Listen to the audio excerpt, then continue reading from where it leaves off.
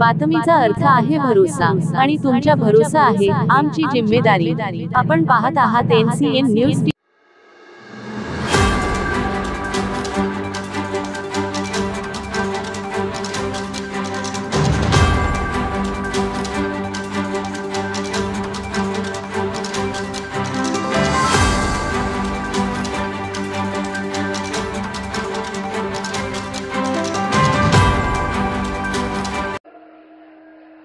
नरेंद्र भाई मोदी आप आगे बढ़ो। बोलो बोलो बोलो बोलो बोलो भारत माता की वंदे वंदे। मोदी मोदी मोदी मोदी मोदी मोदी मोदी मोदी। कौन आया भाई, कौन आया, कौन आया भाई, कौन आया? भारत माता की, भारत माता की।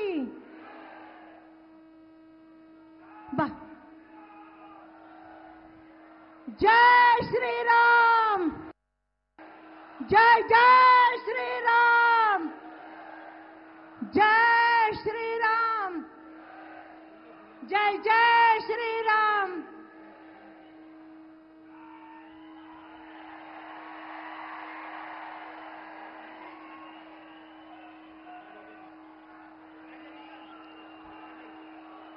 मोदी मोदी मोदी।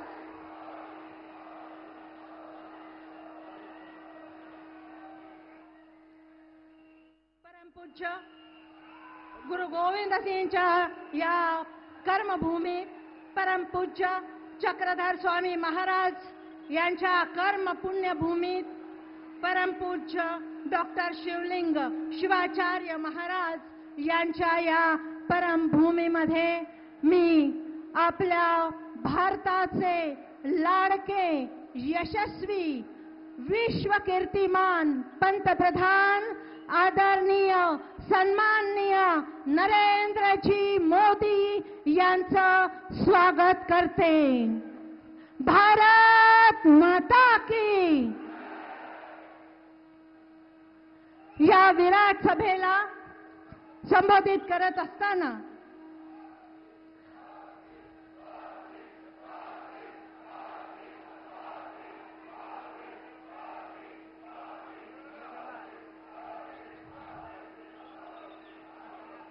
आपल्या भारताचे लाडके पंतप्रधान यांचं स्वागत करण्यासाठी मी आमंत्रित करते। आजच्या या सभेचे प्रमुख खासदार आदरणीय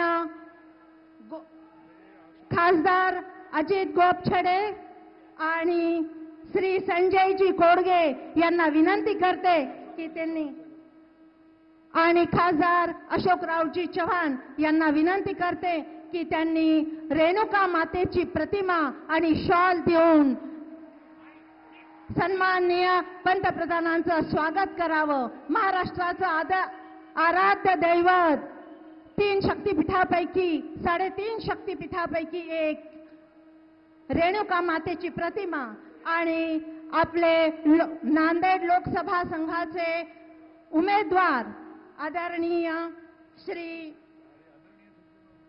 सन्माननीय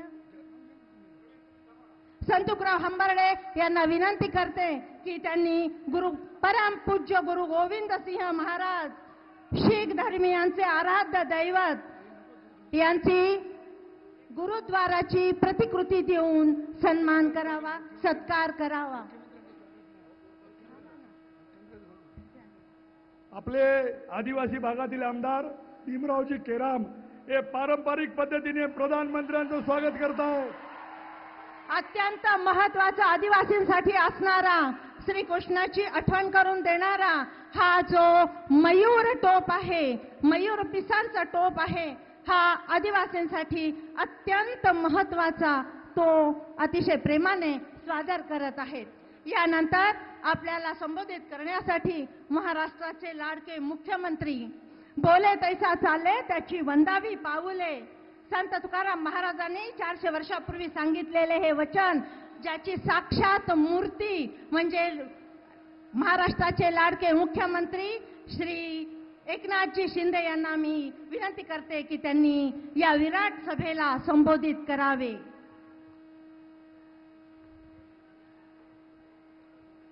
छत्रपती शिवाजी महाराज की जय. भवानी बोले सोनियाल. सत श्री अकाल. गुरु गोविंद सिंगच्या यांच्या पदस्पर्शाने पावन झालेल्या या नांदेडच्या भूमीमध्ये, इस भूमि पर विश्व नेता, हमारे देश के लोकप्रिय एवं लाडले प्रधानमंत्री आदरणीय नरेंद्र मोदी जी का मैं हार्दिक हार्दिक स्वागत करता हूं. जैसे कि हम जानते हैं कि रूस और अमेरिका एक दूसरे के दुश्मन देश है, लेकिन इन दोनों देशों के राष्ट्राध्यक्ष मोदी जी को अपना मित्र मानते हैं. ऐसा जादू दुनिया का कोई भी नेता नहीं कर पाया. मोदी जी ने यह जादू कर दिखाया है. मोदी जी तमाम भारतीयों के ओर से, हमारे तमाम महाराष्ट्र के 12.5 करोड़ जनता की ओर से मैं आपका स्वागत करता हूं. हमें इस पर गर्व और अभिमान है. व्यासपीठावरील सर्व मान्यवर, अशोक चव्हाणजी आहेत, गोपचडे आहेत, आपले हंबर्डे आहेत, हेमंत आहेत आणि सर्व महायुतीचे आपले उमेदवार आहेत. आणि एवढ्या मोठ्या संख्येने उपस्थित महायुतीचे सर्व कार्यकर्ते, बांधव, भगिनी आणि मातानो, संकल्प और सिद्धि का दूसरा नाम मतलब नरेंद्र मोदी जी. विचार और विकास का एक सूत्र मतलब नरेंद्र मोदी जी. गति और प्रगति का संगम म्हणजे नरेंद्र मोदी जी. आणि म्हणून महाराष्ट्र के सर्वांगीण विकास के लिए मोदी जी ने हमें सदैव सहयोग किया है और बल भी दिया है, ताकत दी है. इसके लिए मैं महाराष्ट्र की ओर से उनका आभार व्यक्त करता हूं. प्रधानमंत्री नरेंद्र मोदी जी यांनी लोकसभेच्या निवडणुकीत काँग्रेसच्या फेक नॅरेटिव्हला दूर फेकत सत्याला विजय मिळवून दिला. तशी सत्य आणि असत्याची लढाई आता महाराष्ट्रात सुरू झाली आहे. खोटारड्या, थापाड्या, लबाड लोकांचा कळप तयार झालाय. त्यांना चारी मुंड्या आपल्याला चित करायचंय ना. चारी मुंड्या चित करून लोकशाहीचं युद्ध आपण जिंकायचंय ना. आणि ते आपण जिंकणार आहोत. कारण खोट्याच्या माती गोटा मारायला आपल्या लाडक्या बहिणी इथं आहेत, लाडके भाऊ आहेत, लाडके शेतकरी आहेत, लाडके तरुण आहेत. सर्वजण सज्ज झाले या खोट्याच्या माती गोटा आणायला. येत्या 20 तारखेला कमळ, धनुष्यबाण आणि घड्याळ या चिन्हांवर शिक्का मारून महाराष्ट्रातील जनता महायुतीच्या उमेदवारांना विजयी केल्याशिवाय राहणार नाही. हा या ठिकाणी मी खात्री देतो. थम्पिंग मेजॉरिटीने महायुती पुन्हा सत्तेत येईल. विधान भवनावर पुन्हा महायुतीचा भगवा झेंडा फडकेल. तेव्हा विरोधकांना तोंड दाखवायलाही जागा उरणार नाही. संविधान बदलणार, संविधान बदलणार अशी फेकाफेक पुन्हा सुरू झाली आहे. दिल्लीतले फुसके फटाके परदेशात जाऊन आरक्षण रद्द करण्याची भाषा करतात. महाराष्ट्रात येऊन संविधान खतरे में है अशी बोंब मारतात. मला सांगा, हे दुटप्पी जे लोक आहेत त्यांना माझं एकच सांगणं आहे कि बाबा साहेब इस देश की शान है, मोदी साहब ने किया सम्मान है, इसलिए आज भी श्रेष्ठ है अपने देश का संविधान। आणि जोपर्यंत सूर्य चंद्र आहे तोपर्यंत बाबासाहेबांचं संविधान कुणी बदलू शकणार नाही। आणि म्हणून या ठिकाणी हे सगळेजण झूठ के दुकानदार आहेत, उनकी ये झूठ की दुकान अब नहीं चलेगी, हमें बंद करनी होगी। हातात संविधान धरून सभेत दाखवलं म्हणजे सन्मान होत नाही, सन्मान सरकारनं त्याच्या कृतीतून केला पाहिजे। सर्वसामान्य माणसाचा सन्मान हा संविधानाचा सन्मान आहे। तो सन्मान आदरणीय मोदीजींनी त्यांच्या नेतृत्वाखाली 10 वर्षापासून सुरू केला। महायुतीच्या सरकारच्या प्रत्येक कल्याणकारी योजनेतून तो होतोय। आणि म्हणून काल परवा महाबिगाडी कुठली तरी 5 सूत्र घेऊन आली, पंचसूत्री आपल्या महायुतीचीच कॉपी केली आहे, त्याचीच चोरी केलेली आहे। खरं म्हणजे पंचसूत्री कसली थापासूत्री आहे। आणि म्हणून आज त्यांची कीव करावी तेवढी थोडी आहे। आम्ही लाडक्या बहिणींना माझ्या 2100-1500 रुपये आम्ही दर महिन्याला देतो। आता तर 2100 रुपये करण्याचा निर्णय घेतलाय।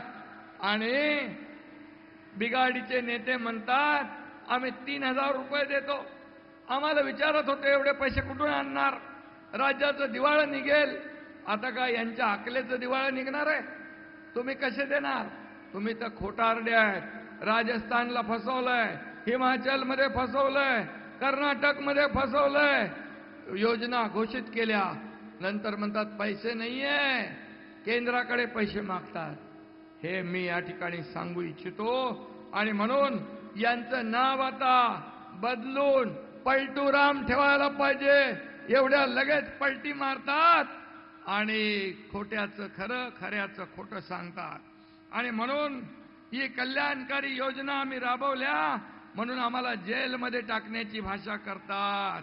अरे हा एकनाथ शिंदे तुम्हाला काय हैरागैरा वाटलाय? आणि म्हणून या माझ्या लाडक्या बहिणी, लाडके भाऊ, लाडके शेतकरी यांच्या योजना आम्ही राबवतोय। आणि उद्या जेलमध्ये जायची पाळी आली तर एकदा नाही 100 वेळा एकनाथ शिंदे जायला तयार आहे। पण त्यांचं सरकार येते कुठून? माझ्या लाडक्या बहिणी, शेतकरी आणि कष्टकरी, कामगार, विद्यार्थी, सगळे लोक, युवक या ठिकाणी आज सज्ज आहेत। त्यांचं सरकार या ठिकाणी पार घरात बसवण्यासाठी।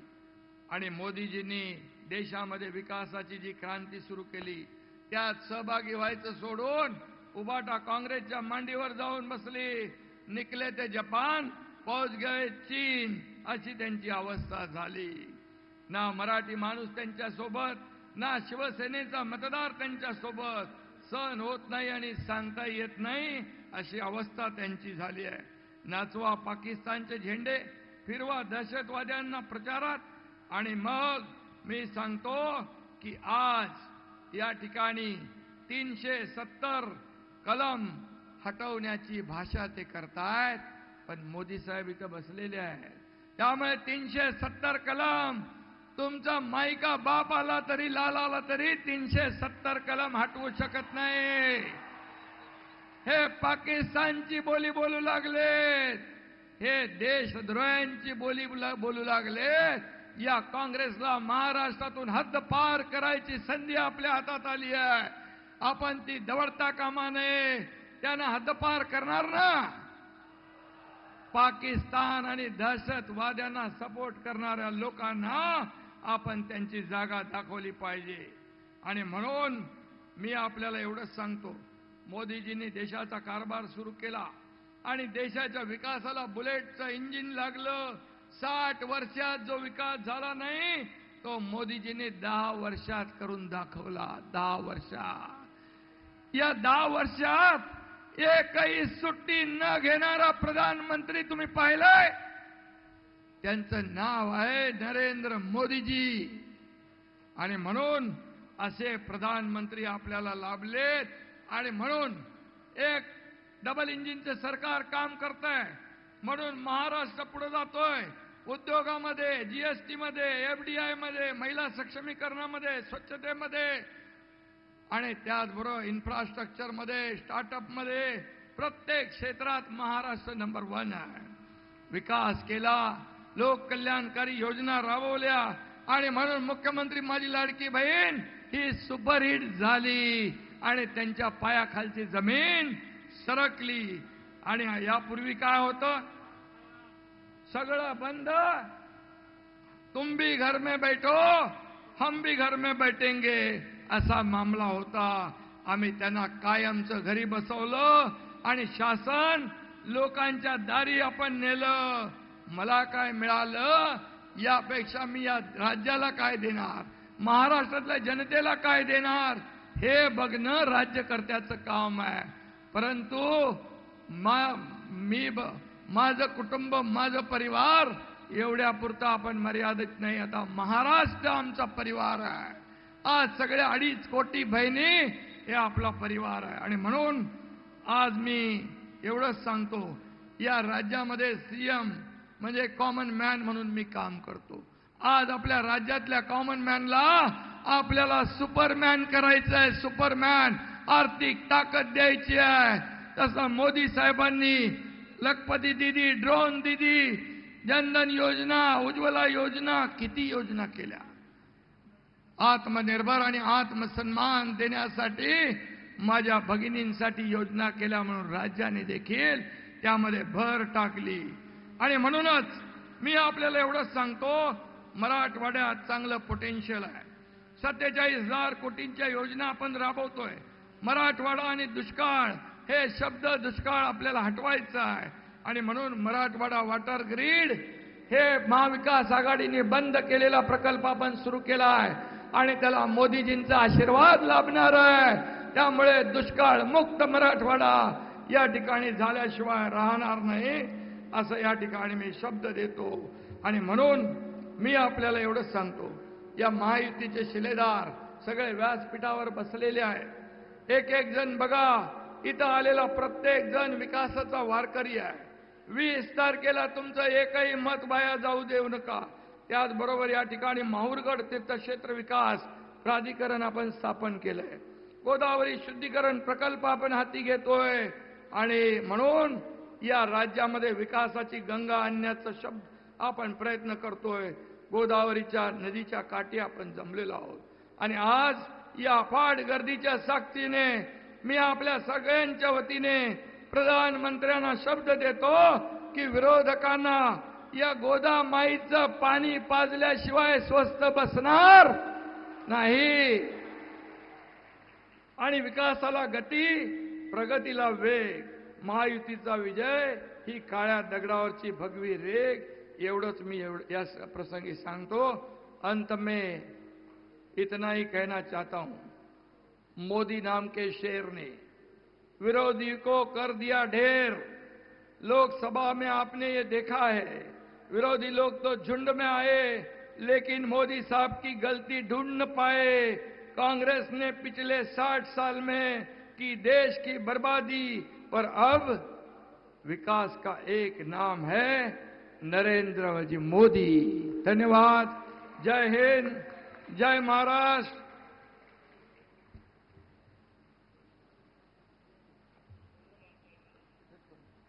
धन्यवाद मुख्यमंत्री जी. जिस क्षण की हम अब तक राह देख रहे थे वो क्षण अभी आ गया है.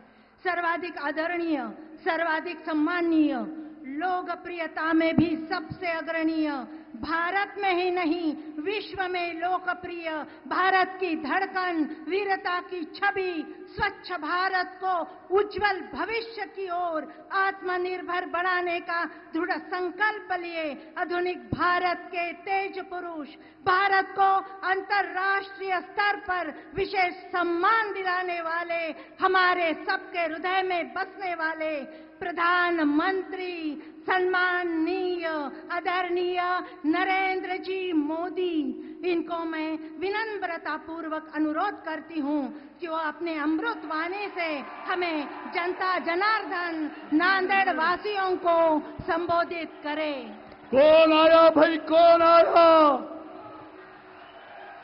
कौन आया भाई, कौन आया?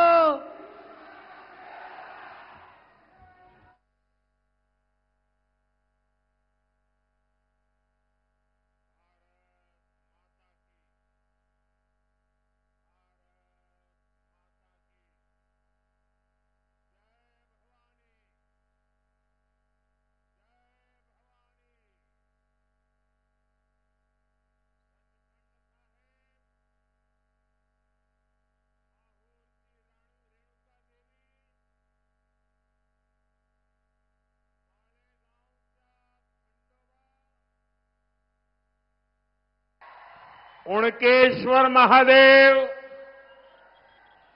विष्णुपुरीतील काळेश्वर यांच्या चरणी नतमस्तक होतो. महात्मा बसवेश्वर यांना मी कोटी कोटी वंदन करतो. सर्व नांदेडकरांना माझा नमस्कार. मैं मराठवाड़ा की धरती से स्वामी रामानंद तीर्थ और श्री नामदेव जैसे संतों को इस धरती में जन्मे स्वतंत्रता सेनानियों को भी श्रद्धापूर्वक प्रणाम करता हूं. साथियों, आज पूरे महाराष्ट्र में बीजेपी और महायुति के समर्थन में एक लहर चल रही है. आज हर किसी की जुबान पर एक ही नारा है, भाजपा महायुती आहे तर गती आहे, महाराष्ट्राची प्रगती आहे. ये सज्जन कुछ फोटो लेके आए हैं. ये फोटो ले लीजिए भाई. मुझे देने के लिए लाए हैं कि दिखाने के लिए लाए हैं? देने के लिए लाए. जरा सिक्योरिटी के लोग वो फोटो ले लीजिए, मुझे पहुंच जाएगा. मैं आपका आभारी हूं. हां, दे दीजिए इनको.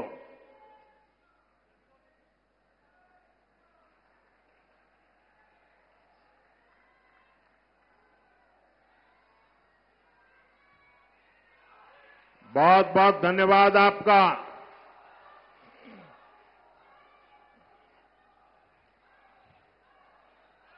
साथियों, आज देश विकसित भारत के लक्ष्य के साथ आगे बढ़ रहा है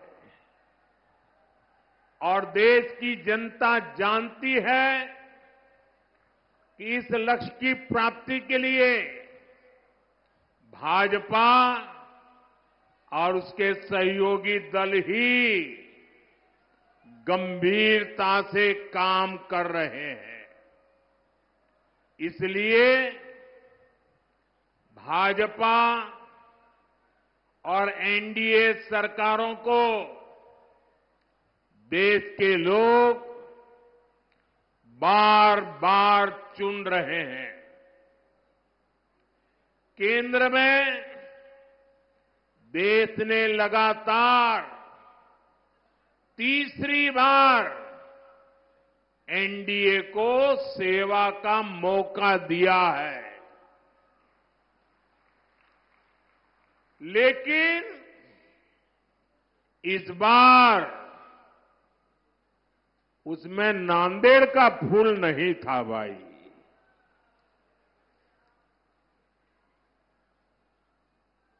क्या इस बार नांदेड़ का फूल भी पहुंचेगा दिल्ली?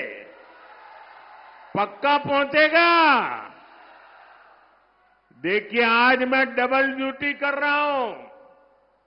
एक तो मैं मोदी के लिए भी मदद मांग रहा हूं और दूसरा महाराष्ट्र के उज्जवल भविष्य के लिए भी आपसे आशीर्वाद मांगता हूं।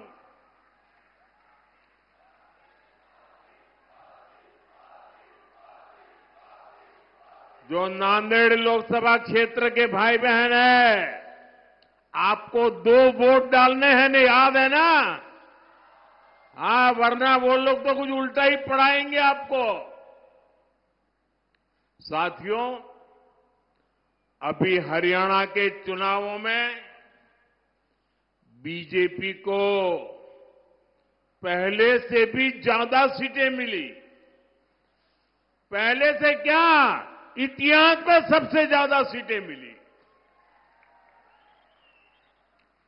अब यही इतिहास महाराष्ट्र की जनता भी दोहराने जा रही है। साथियों, पिछले 2 दिन से मैं महाराष्ट्र में जहां जहां गया हूं, हर एक के मन में ये कसक है कि लोकसभा में जो कमी रह गई, इस बार विधानसभा में जम करके इसको पूरा कर देना है। लोग कह रहे हैं विकसित महाराष्ट्र के लिए महायुति की सरकार चाहिए। महायुतीची सरकार पाहिजे। साथियों, महाराष्ट्र ने कांग्रेस के प्रकोप को, उनके पापों को लंबे समय तक झेला है। खासकर मराठवाड़ा के किसान, आपकी परेशानियां की तो जड़ ही कांग्रेस पार्टी है। कांग्रेस सरकारों ने कभी यहां के किसानों के सुख दुख की परवाह नहीं की। साथियों, पिछले 10 वर्षों में मराठवाड़ा को सूखे की समस्या से मुक्ति दिलाने के लिए कई कदम उठाए गए हैं। महायुति सरकार ने पश्चिमी बैतरणी और उल्लास सब बेसिन से पानी लाने का फैसला किया है। दमनगंगा, बैतरणी, गोदावरी रिवर लिंक योजना से भी मराठवाड़ा को लाभ होगा। मराठवाड़ा में 11 सिंचाई योजनाओं को मंजूरी दे दी गई है। इस क्षेत्र की सिंचाई की समस्या दूर करने के लिए मराठवाड़ा वाटर ग्रिड परियोजना शुरू की गई थी, लेकिन जब महाअगाड़ी की सरकार आई तो उसने इस पर रोक लगा दी। अब महायुति की सरकार ने इसे दोबारा गति दी है। साथियों, किसानों की हित ये हमारी सबसे बड़ी प्राथमिकता है। महाराष्ट्र के 1.25 करोड़ से ज्यादा किसानों को पीएम किसान सम्मान निधि का फायदा मिला है। नांदेड़ में 5 लाख से ज्यादा किसानों के खाते में, मैं सिर्फ नांदेड़ की बात कर रहा हूं, लगभग 1,500 करोड़ रुपए भेजे हैं। ये कुछ नौजवान लेके आया है बड़ा प्यार से, भाई कब से हाथ ऊपर करके खड़ा है, उसका हाथ थक जाएगा, जरा ले लीजिए। धन्यवाद भैया आपके प्यार के लिए। ये आपका प्यार ही मेरी ताकत है भाई। साथियों, यहां के सोयाबीन किसानों को संकट से उबारने के लिए आर्थिक सहायता भी दी गई है। साथियों, पिछले 2.5 वर्षों में मराठवाड़ क्षेत्र में 80,000 करोड़ रुपए का निवेश हुआ है। इससे रोजगार के हजारों नए अवसर तैयार हुए हैं। दिल्ली मुंबई इंडस्ट्रियल कॉरिडोर इस क्षेत्र को नई पहचान दे रहा है। रेल कोच फैक्ट्री और लॉजिस्टिक पार्क ने यहां विकास के नए द्वार खोले हैं। समृद्धि महामार्ग से इस क्षेत्र की प्रगति को नई रफ्तार मिली है। नांदेड़ से गुजरने वाले शक्तिपीठ एक्सप्रेसवे से पूरे मराठवाड़ की अर्थव्यवस्था को नई ऊंचाई मिलेगी। नांदेड़ से दिल्ली और आदमपुर के लिए विमान सेवाएं शुरू हो गई है।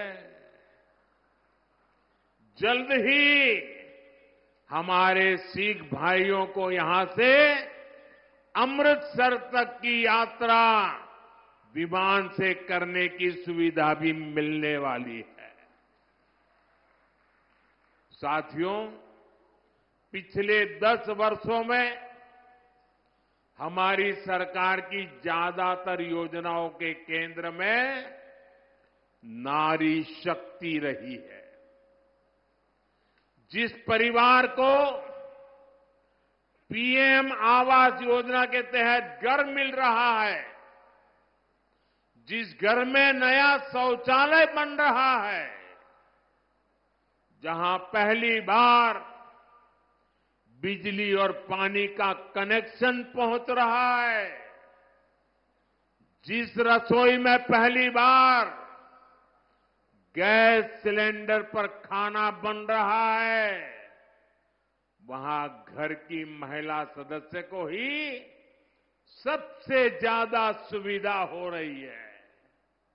मैं जरा माताओं बहनों को पूछता हूं, मैं सही बोल रहा हूं? हो रहा है कि नहीं हो रहा है? देखिए, माताएं बहनें उमंग और उत्साह से आशीर्वाद दे रही है। आज हमारे गांव की बहनें ड्रोन दीदी बनकर एक सीजन में लाखों रुपये कमा रही है। हम 3 करोड़ महिलाओं को लखपति दीदी बनाने के मिशन में जुटे हैं। इस देश में ऐसी बातें कभी सुनने में आई नहीं, लेकिन मोदी है, बड़ा सोचता है, बड़ा चाहता है, बड़ा करता है। दीदी मेरी लखपति बने, गांव की मेरी दीदी लखपति बने। मुझे खुशी है कि महायुति सरकार भी महाराष्ट्र की महिलाओं को सशक्त बनाने के लिए समर्पित है। हमारे शिंदे जी के नेतृत्व में आज महाराष्ट्र की माताएं बहनें बढ़ चढ़कर का आशीर्वाद देने के लिए आगे आई है। माझी लाड़की बहन योजना को यहां की महिलाओं ने जिस तरह अपनाया है वो अभूतपूर्व है। साथियों, कांग्रेस ने हमारे देश में एक से बढ़कर एक घोटाले किए, लेकिन अब तो इन्होंने हद ही पार कर दी। कांग्रेस ने फर्जीवाड़े में अपना ही रिकॉर्ड तोड़ दिया है। आपने टीवी और मोबाइल पर देखा होगा, कांग्रेस के लोग संविधान के नाम पर अपनी एक अलग लाल किताब बंटवा रहे हैं। कांग्रेस की लाल किताब पर ऊपर तो लिखा है भारत का संविधान, लेकिन लोगों ने जब भीतर से खोला तो पता चला कि लाल किताब कोरी है। सारे पन्ने कोरे, उसमें बाबा साहब के संविधान का एक शब्द भी नहीं लिखा है। ये उनकी बाबा साहब के प्रति जो नफरत है ना, उसका ये नमूना है। और देख, पूरा देश ये देख करके हैरान है कि चुनाव में इतना झूठा करने की इनकी हिम्मत। संविधान के नाम पर लाल किताब छपवाना, उसमें से संविधान के शब्दों को हटाना, ये संविधान को खत्म करने की कांग्रेस की पुरानी सोच का नमूना है। ये कांग्रेस वाले देश में बाबा साहब का नहीं, अपना अलग ही संविधान चलाना चाहते हैं। यही कोशिश इन लोगों ने आपातकाल के दौरान की थी, इमरजेंसी में की थी। अब अपनी अलग किताब छपवाकर ये संविधान का मजाक उड़ा रहे हैं। सच्चाई ये है कि कांग्रेस और उसके साथियों को बाबा साहब के संविधान से नफरत है। साथियों, आजादी के बाद कांग्रेस पार्टी ने बाबा साहब के संविधान के साथ सबसे पहला विश्वासघात कश्मीर में किया था। पूरे देश ने बाबा साहब के संविधान को स्वीकार किया, लेकिन कांग्रेस पार्टी ने आर्टिकल 370 के जरिए कश्मीर में अलग विधान चलाया। कश्मीर में हमारे तिरंगे की जगह अलग झंडा चलाया। कांग्रेस ने जम्मू कश्मीर के दलितों को उनके कोई अधिकार नहीं दिए। कश्मीर इतने दशकों तक आतंकवाद की आग में जलता रहा। कश्मीर में अलगाववाद फलता फूलता रहा। देश को पता भी नहीं चलने दिया। इस देश में 75 साल तक 2 संविधान चले और बाबा साहब के संविधान की बातें करते हैं। क्या बाबा साहब आंबेडकर का संविधान जम्मू कश्मीर में लागू होना चाहिए था कि नहीं होना चाहिए था? उन्होंने नहीं लागू होने दिया। 370 की दीवार बनाई थी। और जब मोदी आया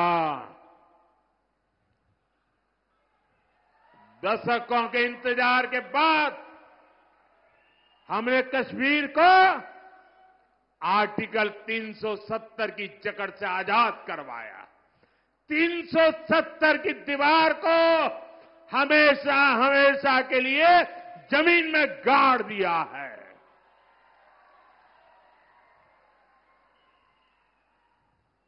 मैं नांदेड़ के मेरे देशभक्तों से पूछना चाहता हूं, आप बताइए 370 खत्म होने से आप खुश हैं? अब 370 मरनी चाहिए कि नहीं मरनी चाहिए? क्या 370 को कभी जिंदा होने देंगे क्या? लेकिन देखिए मेरे नांदेड़ के भाई बहन, कांग्रेस इस फैसले के खिलाफ है। अभी जम्मू कश्मीर में चुनाव हुए थे, वहां कांग्रेस गठबंधन को सरकार बनाने का मौका मिला। सरकार बनाते ही जैसे ही ये लोग विधानसभा में गए, इन्होंने 370 को फिर से लागू करने का प्रस्ताव पास कर दिया। जरा कांग्रेस वालों को पूछिए, ये 370 के पीछे इतना प्यार क्यों है उनको? हमें जम्मू कश्मीर से प्यार है, उन्हें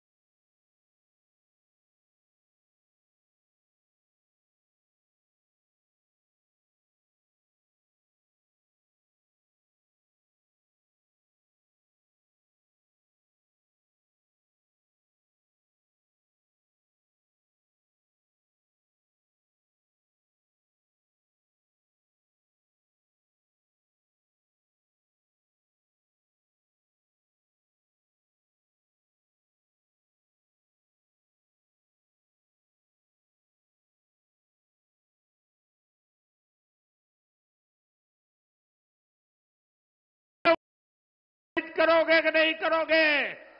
उनको सबक सिखाओगे कि नहीं सिखाओगे?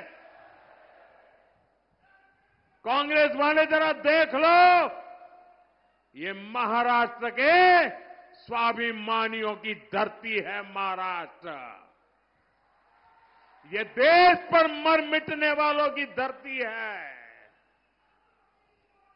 जो लोग राजनीति के लिए इस स्वाभिमान से समझौता कर रहे हैं, जो लोग बाला साहब ठाकरे की विरासत के साथ धोखा कर रहे हैं, उन्हें महाराष्ट्र के लोग जरूर सबक सिखाएंगे। साथियों, बीते कुछ दशकों से देश में कांग्रेस का जनाधार लगातार तार तार हो रहा है, कम हो रहा है। इसकी सबसे बड़ी वजह है एससी समाज की एकजुटता, दलित समाज की एकजुटता, एसटी समाज की एकजुटता, आदिवासी समाज की एकजुटता, ओबीसी समाज की एकजुटता। आजादी के बाद जब तक एससी, एसटी, ओबीसी अलग अलग जातियों में बटे रहे, कांग्रेस मजबूत रही, केंद्र में सरकार बनाती रही। कांग्रेस की राजनीति को सूट करता है कि ओबीसी समाज की जातियां आपस में लड़ती रहे। कांग्रेस को ये बर्दाश्त नहीं हो रहा है कि पिछले 10 वर्षों से देश में एक ओबीसी प्रधानमंत्री है, वो सबको साथ लेकर चल रहा है। इसलिए वो ओबीसी की पहचान खत्म करके अलग अलग जातियों में बांटने का खेल खेल रही है। कांग्रेस बड़े समूह वाले ओबीसी से ओबीसी की पहचान छीनकर उसे छोटे छोटे समूहों वाली अलग अलग दर्जनों जातियों में बांट देना चाहती है। इसलिए यहां नांदेड़ में कांग्रेस माली को वाणी से लड़ाना चाहती है, तांबोली को कुंभार से लड़ाना चाहती है, कांग्रेस सुतार को सुनार से लड़ाना चाहती है, कांग्रेस निहाली को निराली से लड़ाना चाहती है, कासार को मणेरी से लड़ाना चाहती है, तेली को पांचाल से भिड़ाना चाहती है। कांग्रेस ओबीसी को छोटे छोटे समूहों में तोड़कर आपस में लड़ा करके आपसे बड़े समूह वाली आपकी जो पहचान बनी है, आपकी जो एक ताकत खड़ी हुई है, उसे बर्बाद करना चाहती है, छीनना चाहती है, तोड़ना चाहती है। आप याद रखिए, जब आप अलग अलग जाति में बटेंगे तो आपकी संख्या कम होगी, फिर कांग्रेस वाले आपका आरक्षण आपसे छीनेंगे। यही कोशिश नेहरू जी से लेकर राजीव गांधी तक सबने की थी। अब वही काम, वही चालबाजी करके कांग्रेस के शहजादे देश की जनता की आंख में धूल झोंक रहे हैं। उनका मकसद यही है, और इसलिए मैं देशवासियों को कहता हूं, समाज को तोड़ने वाली इनकी प्रवृत्तियों से सावधान रहना है। हम एक रहेंगे तो सेफ रहेंगे, हम एक रहेंगे तो हम एक रहेंगे तो हम एक रहेंगे तो हम एक रहेंगे तो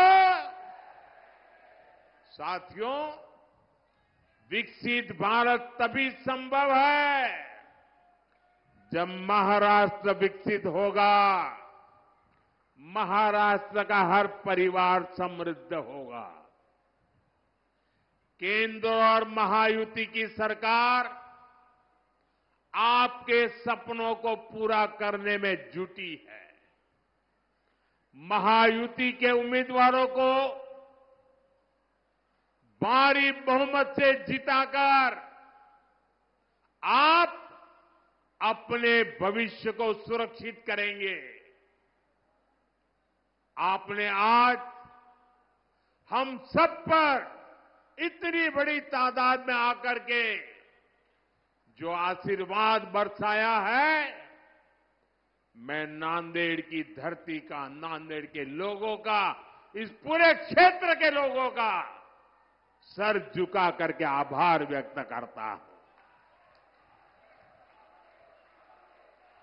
मेरे साथ बोलिए भारत माता की, भारत माता की।